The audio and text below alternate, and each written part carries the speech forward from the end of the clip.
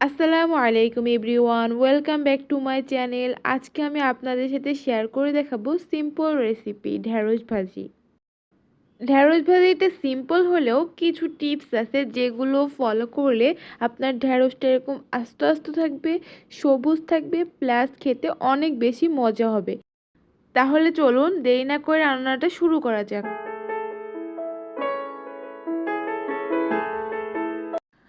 প্রথমেই একটা প্যানে 4 টেবিল চামচ পরিমাণ তেল দিয়ে দিলাম। এরপর দিয়েছি 1 কাপ পরিমাণ পেঁয়াজ কুচি। এখন আমি পেঁয়াজটাকে একটু নেড়েচেড়ে এর মধ্যে দিয়ে দিয়েছি কাঁচামরিচ। আমি 4টা কাঁচামরিচ মাঝখান থেকে ফেলে দিয়েছি। আর দিচ্ছি পরিমাণ মতো লবণ। আর দিচ্ছি 1 চামচ পরিমাণ হলুদ গুঁড়া। সবগুলা দিয়ে মানে লবণ আর হলুদ দিয়ে আমি এখন পেঁয়াজটাকে একটু নরম নরম করে ভেজে নিব। পেঁয়াজটা অতিরিক্ত ভাজবো না, কারণ ঢেঁড়স দেওয়ার পরেও অনেকক্ষণ পেঁয়াজটা রান্না হবে। এজন্য যদি প্রথমে অতিরিক্ত ভেজে নেওয়া হয় তাহলে কিন্তু পেঁয়াজটা অবশ্যই পুড়ে পুড়ে যাবে, দেখতে ভালো লাগবে না, খেতেও ভালো লাগবে না। এজন্য আমি এই পর্যায়ে ঢেঁড়সটা দিয়ে দিয়েছি। এখন ঢেঁড়স দিয়ে আমি খুব ভালোভাবে এই পেঁয়াজের সাথে ভেজে নেব একটু। ভালোভাবে মশলার সাথে পেঁয়াজের সাথে ঢেঁড়সটা মেশানো হয়ে গেলে এখন আমি ঢাকনা দিয়ে ঢেকে দিব 7 মিনিটের জন্য।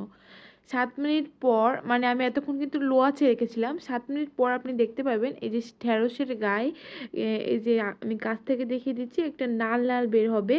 এরকম লাল লাল বের হলে এই পর্যায়ে আমি মানে চুলার আঁচটা বাড়িয়ে দিব, বাড়িয়ে হাই হিটে বা তার থেকে একটু কমে রেখে নাড়তে থাকবো।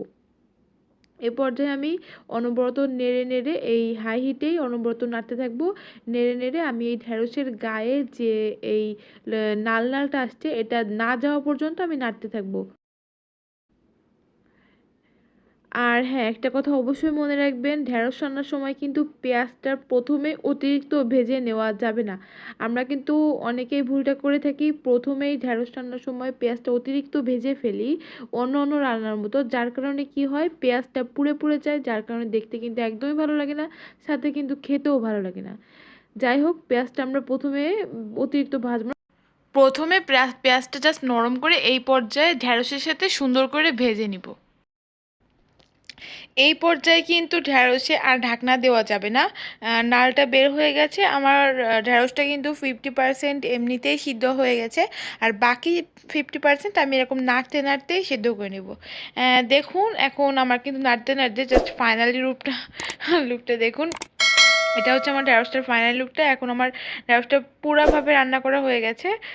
আমি আপনাদেরকে কাছ থেকেও দেখিয়ে দিলাম, খুব ভালোভাবে দেখিয়ে দিচ্ছি। দেখুন এটা কিন্তু দেখতেও কিন্তু মাশাআল্লাহ অনেক ভালোই হয়েছে, খেতেও কিন্তু অনেক মজা। এভাবে আপনারা একবার বাসায় রান্না করে দেখলে বুঝতে পারবেন যেটা খেতে কতটা ভালো লাগে। আমরা কিন্তু অনেকেই আছি যারা সবজি টাইপের জিনিস চিংড়ি মাছ ছাড়া খেতে চায় না।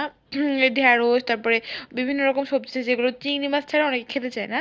তো এই ঢ্যাঁড়সটা আপনার চিংড়ি মাছ ছাড়া অন্য কোনো কিছু ছাড়া এভাবে রান্না করে একবার দেখলে বাসায় দেখলে বুঝতে পারবেন যেটা আসলে খেতে কতটা মজা, কতটা সুস্বাদু। একেবারে কম মশলা দিয়ে আমি যতটা সহজভাবে সম্ভব আপনাদেরকে দেখিয়েছি। যাই হোক, সবাই ভালো থাকবেন। আমার রেসিপিটা যদি আপনাদের কাছে ভালো লাগে তাহলে আপনারা আমার চ্যানেলটি সাবস্ক্রাইব করতে পারেন। সবাই ভালো থাকবেন। আজকের মতো এখানে বিদায় নিচ্ছি। আল্লাহ হাফেজ।